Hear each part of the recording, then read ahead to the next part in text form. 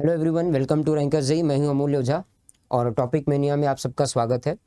तो आज हम लोग फिजिक्स में टॉपिक मेनिया में सर्कुलर मोशन को डिस्कस करने वाले हैं। सर्कुलर मोशन का कई सारा इसमें पार्ट हो जाता है। जैसे सर्कुलर मोशन को अगर हम लोग थोड़ा ध्यान से देखें तो सर्कुलर मोशन का एक काइनेमेटिक्स का पार्ट आता है और एक डायनेमिक्स का पार्ट आता है। और जब हम लोग डायनेमिक्स में आते हैं तो डायनेमिक्स में भी इसके दो पार्ट में हम लोग डिस्कशन करते हैं। एक तो सर्कुलर मोशन हॉरिजॉन्टल प्लेन में डिस्कस होता है और दूसरा circular motion in vertical plane.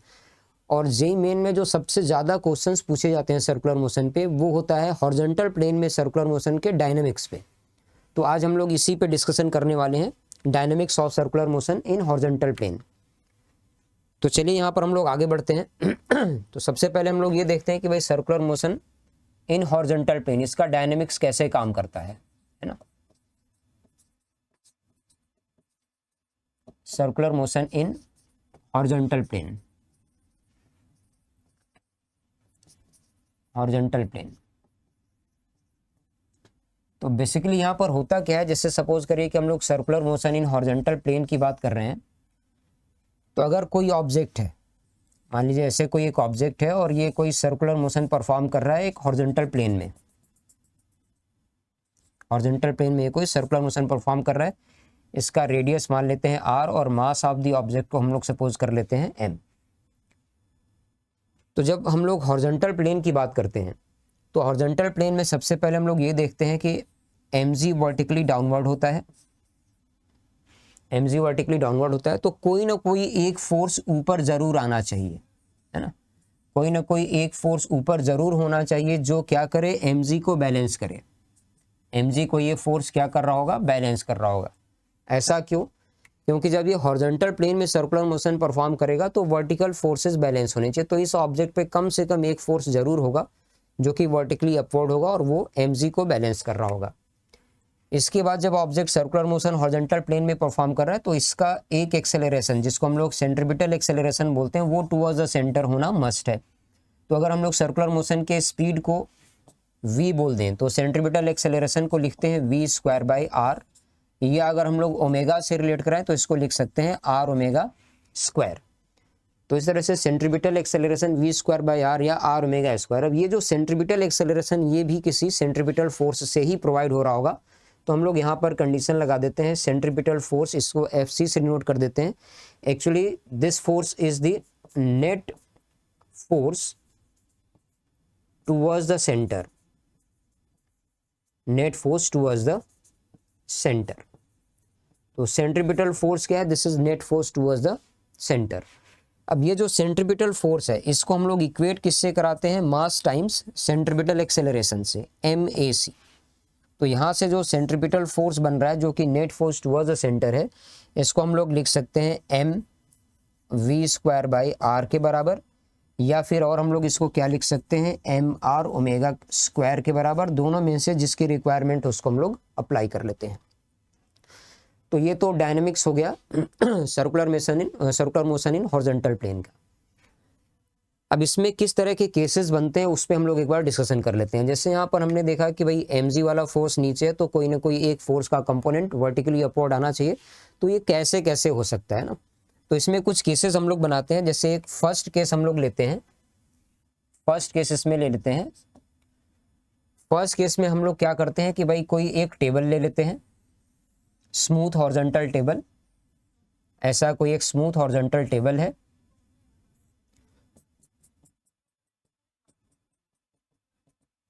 Smooth horizontal table है।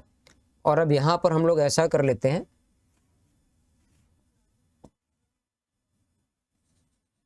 Smooth horizontal table, smooth horizontal table पे कोई एक ऑब्जेक्ट है जो स्ट्रिंग से बंधा हुआ है और सर्कुलर मोशन परफॉर्म कर रहा है r रेडियस के सर्कल में। तो यहाँ पे क्या हो रहा है कि ये जो ऑब्जेक्ट है इसका अपना वेट mg वर्टिकली डाउनवर्ड है और अब ये किसी हॉरिजॉन्टल टेबल के ऊपर रखा हुआ है तो इस पे एक नॉर्मल का फोर्स आ जाता है n ऊपर। अब ये नॉर्मल mg को बैलेंस करता है।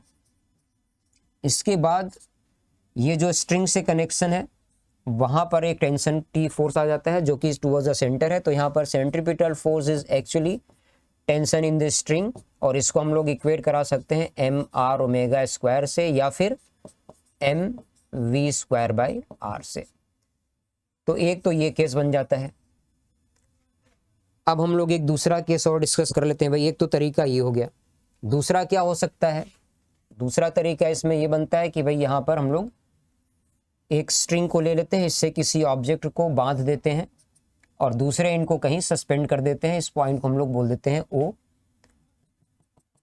और उसके बाद हम लोग क्या करते हैं, इस ऑब्जेक्ट को एक हॉरिजॉन्टल प्लेन में सर्कुलर मोशन कराते हैं।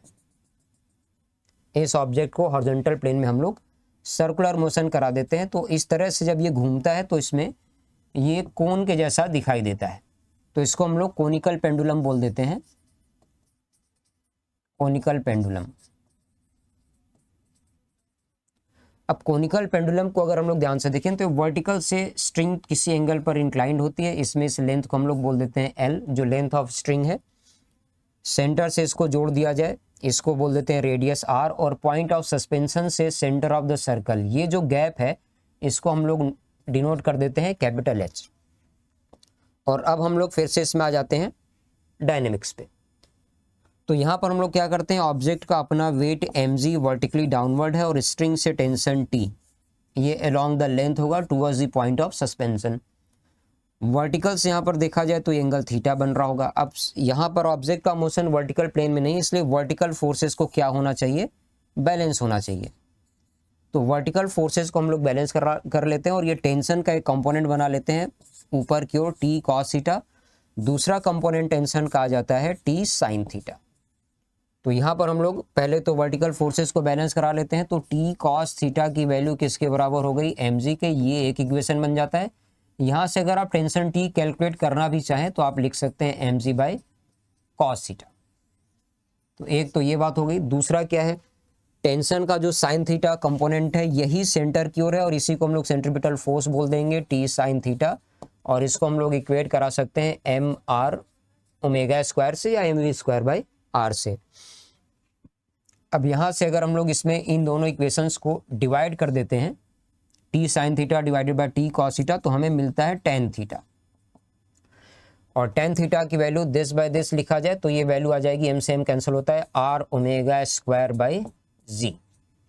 तो यहाँ से अगर हम लोग चाहें तो ओमेगा को कैलकुलेट कर सकते हैं रूट के अंदर z tan theta divided by r, z tan theta divided by r। अब यहाँ पर हम लोग थोड़ा सा और ध्यान देते हैं, जैसे इसमें ये रेडियस r है और ये वाली हाइट है h और यहाँ पर एंगल थीटा है। तो tan थीटा की वैल्यू अगर हम लोग इस राइट एंगल ट्राइंगल से देखें तो tan theta is actually r by h, या r बाई tan थीटा की वैल्यू अगर यहाँ से कैलकुलेट की जाए तो that will be equal to h। तो यहाँ पे हम लोग इस रिजल्ट को ऐसे याद रख सकते हैं, this is omega root z by h। Conical pendulum के लिए ओमेगा की value root z by h के बराबर होगी, जहाँ पर h क्या है, ये पॉइंट ऑफ सस्पेंशन और सेंटर ऑफ द सर्कल के बीच में वर्टिकल गैप है।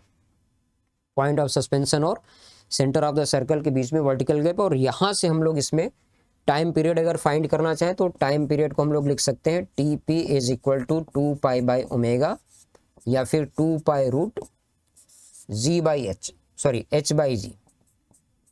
Time period 2 pi root h by g. Speed of circular motion पता करना हो तो आप लिख सकते हैं r ओमेगा के बराबर, सिंप्लीफाई करेंगे तो root r z tan theta बन जाएगा, या फिर यहां से भी लिख सकते हैं r root z by h। तो ये एक दूसरा केस हो गया जिसमें स्ट्रिंग की हेल्प से वर्टिकल हॉरिजॉन्टल प्लेन में सर्कुलर मोशन है और टेंशन का एक कंपोनेंट mg को यहाँ पर बैलेंस कर रहा है। एक और केस इसमें हम लोग ले सकते हैं कि भाई जैसे कोई एक टर्न टेबल ले लेते हैं हॉरिजॉन्टल प्लेन में, ऐसे हमने एक टर्न टेबल ले लिया और ये कहीं रोटेट हो रहा है किसी एंगुलर वेलोसिटी ओमेगा से, और ये टर्न टेबल ऐसा है जो कि हॉरिजॉन्टल है लेकिन इस पे इसका जो सरफेस है वो रफ है। तो अब यहाँ पर हम लोग एक्सेस ऑफ रोटेशन से थोड़ा दूर कोई एक ऑब्जेक्ट रख देते हैं जिसका मास मान लेते हैं m, और अब इसको ओमेगा से घुमाया जा रहा है, तो ये भी इस डिस्क के साथ या टर्न टेबल के साथ ऐसे एक सर्कल में हमें घूमता हुआ दिखाई देगा। यहाँ पर ये सरफेस रफ है तो हम लोग इन दोनों के बीच में कोफिशिएंट ऑफ फ्रिक्शन म्यू बोल देते हैं। अब यहाँ पर अगर हम लोग फ्री बॉडी डायग्राम की बात करें तो इसमें फ्री बॉडी डायग्राम में ऑब्जेक्ट का अपना वेट mg वर्टिकली डाउनवर्ड हो गया और इस कॉन्टेक्ट से एक नॉर्मल का फोर्स आ जाता है n ऊपर की ओर। इसके बाद अब इस पे फ्रिक्शन का फोर्स बचता है जो कि टुवर्ड्स द सेंटर आ जाएगा। नॉर्मल और mg बैलेंस होंगे क्योंकि ये वर्टिकली अप या डाउन नहीं जा रहा होगा, तो नॉर्मल और mg को हमने बैलेंस करा दिया। फ्रिक्शन का फोर्स होता है towards the centre. Friction maximum कितना जा सकता है, म्यू इंटू एन। यहाँ पर ये मैक्सिमम कितना जाएगा, म्यू एम जी के बराबर। ये फ्रिक्शन ही यहाँ पर सेंट्रीपिटल फोर्स है, तो इसको हम लोग इक्वेट करा सकते हैं एम आर ओमेगा स्क्वायर से। फ्रिक्शन को हमने पूरा यूज कर लिया, तो एक्चुअली ये ओमेगा की एक मैक्सिमम लिमिट होगी। तो यहाँ से ओमेगा की जो मैक्सिमम पॉसिबल वैल्यू हम लोग लिख सकते हैं, that will be equal to mu g by r का रूट। ओमेगा की जो मैक्सिमम पॉसिबल वैल्यू हो सकती है वो किसी गिवन रेडियस के लिए root mu g by r. यहाँ पे अगर हम लोग आर को चेंज करें तो ओमेगा को चेंज किया जा सकता है। जैसे ओमेगा बढ़ाने पे आर छोटा हो जाएगा, आर बढ़ाने पे ओमेगा छोटा हो जाएगा, इस तरह से हम लोग इसको एडजस्ट कर सकते हैं। तो ये केस हो गया। और इसके बाद इसका एक स्पेशल केस बनता है मोशन ऑफ व्हीकल। इसके बाद क्या है, motion of vehicle in horizontal plane या on motion of vehicle on horizontal circular turn. Horizontal circular turn, तो ये जो हॉरिजॉन्टल सर्कुलर टर्न पे किसी व्हीकल के मोशन की हम लोग बात कर रहे हैं, इसमें फिर से दो केसेस हो जाते हैं। एक तो केस ये होता है कि जिसमें जो रोड है वो बिल्कुल प्लेन है, हॉरिजॉन्टल है, तो वहाँ पर अगर हम लोग देखें तो सेम यही सिचुएशन बनती है। इसी तरह का एक केस बनता है जिसमें कि व्हीकल को ये जो फ्रिक्शन का फोर्स है वही सर्कुलर मोशन कराता है। यहाँ पर हम लोग ओमेगा मैक्स की वैल्यू लिख सकते हैं root mu g by r. तो ये सेम केस यहाँ अप्लाई हो जाता है, omega max root mu g by r. यहाँ से अगर हम लोग मैक्सिमम सेफ स्पीड की बात करें तो इसको हम लोग लिख सकते हैं r omega max, that will be equal to root mu g r. तो ये मैक्सिमम सेफ स्पीड है। और इसी में एक दूसरा केस बनता है बैंकिंग ऑफ रोड का, है ना। ये थोड़ा सा अलग केस है, बैंकिंग ऑफ रोड। तो बैंकिंग ऑफ रोड में क्या होता है, हम लोग रोड को थोड़ा सा इंक्लाइंड कर देते हैं। तो रोड को इंक्लाइंड करके उसके बाद मोशन ऑफ व्हीकल देखते हैं। तो इससे मान लीजिए कि ऐसे कोई एक रोड है, सर्कुलर टर्न है, तो वहाँ पर हम लोग रोड को थोड़ा इंक्लाइंड करके देखते हैं कुछ इस तरह से ना, जो रोड है वो इंक्लाइंड होगा। तो ऐसा जो रोड है, अब यहाँ पर कोई रोड को थोड़ा सा इंक्लाइंड कर देते हैं थीटा एंगल पे, और इसके ऊपर मान लीजिए कोई व्हीकल है, ऐसे इसके ऊपर से जो व्हीकल है वो जा रहा होगा। तो हम लोग यहाँ पर देख लेते हैं व्हीकल को, ऐसे मान लेते हैं कोई एक व्हीकल है,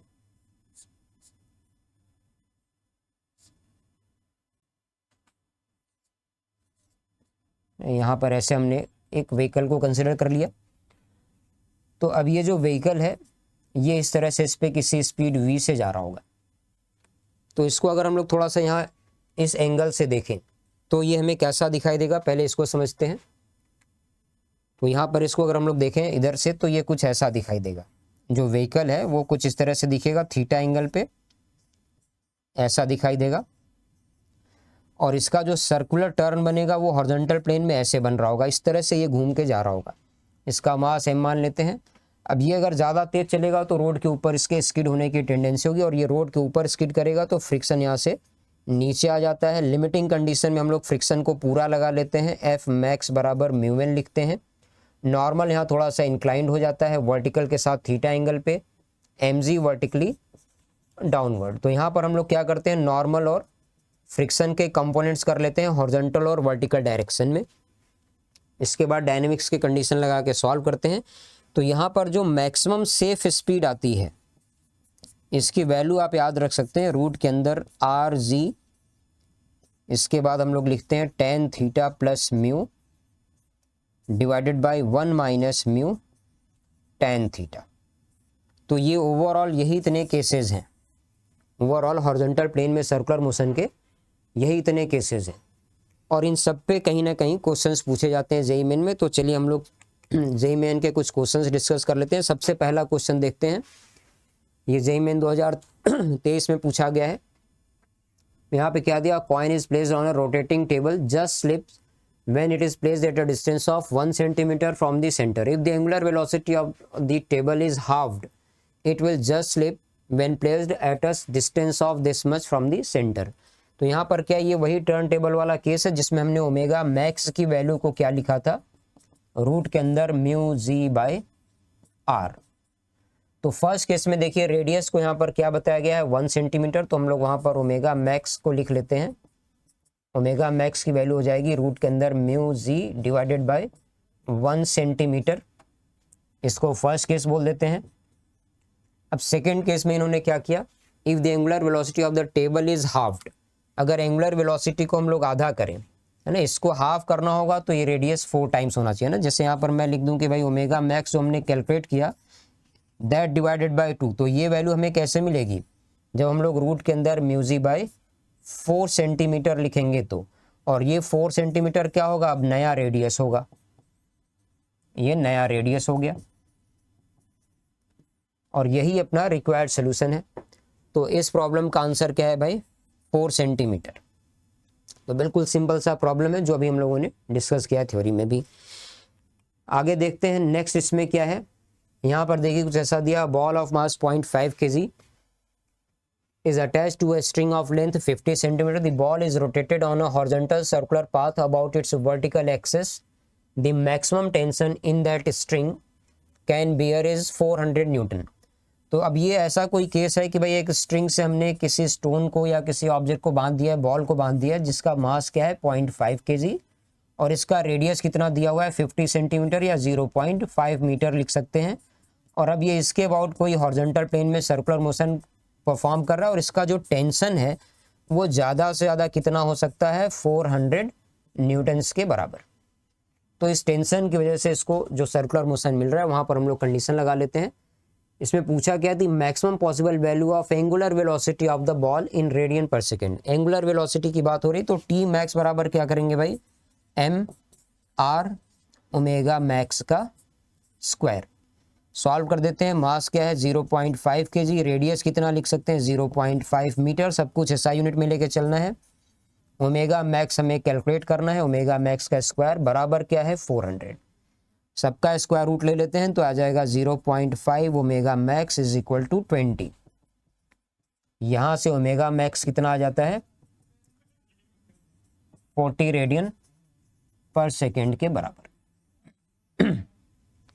40 रेडियन पर सेकेंड के बराबर। तो ये भी एक बहुत सिंपल सा क्वेश्चन है और इसका भी थ्योरी हम लोगों ने डिस्कस किया ही है। इसके बाद हम लोग देखते हैं नेक्स्ट, यहाँ पर आते हैं। देखिए ये जेईई मेन 2024 में ही पूछा गया है 6 अप्रैल को। यहाँ पर क्या दिया, car of mass 800 kg taking a turn on a bank road of radius 300 metre and an angle of banking 30 degree. If coefficient of static friction is 0.2 then the maximum speed, क्या पूछा गया भाई, maximum speed with which car can negotiate the turn safely will be. तो अब ये सीधे सीधे banking of road पे एक फॉर्मूले पे बेस्ड क्वेश्चन हो गया।